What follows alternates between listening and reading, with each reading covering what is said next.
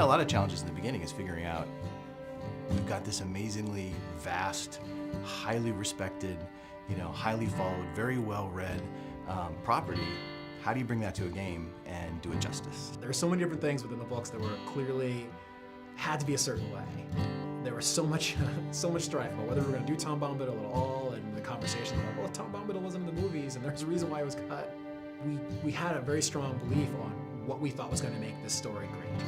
It's such a long road to get to where we are today, and there are so many different things that I can look at now and say, that was definitely the right decision, and Tom Bombadil was definitely the right decision. So at launch, it was, we had 8 regions.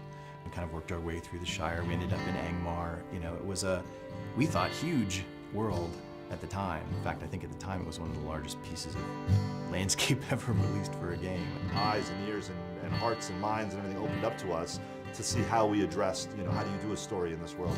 We can't be Frodo, right? I mean, these are the things that people thought the game was going to be, that I could be Frodo and I'm going to run through Middle-earth. We had to get them to understand what our take was, that we were allowing you to tell your own story within Tolkien's story. Our goal was, this has to look unlike any place that anybody's ever been in an MMO, right? And hopefully also in an RPG, because when you read about Moria, it's this big, huge, giant, expansive, cavernous place. The idea was to use, to make it a landscape space with not one, but 2 separate height maps. So there'd be a height map for the floor and then a height map for the ceiling. That was something we'd never done before, doing the vast landscapey interior dungeon. It's really hard without a date file and without having sky and clouds and sun and all the colors that brings in.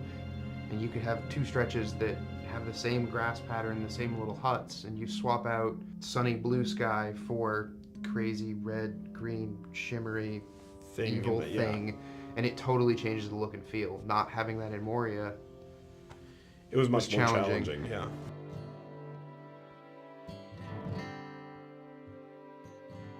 Our primary goal was to, how do we take this amazing game that people love once they get in it, but that there are some basic barriers to entry, like the subscription-only experience, and how do we reinvent what we have so that it retains all of its, grand and glorious nature while addressing an audience that's much bigger.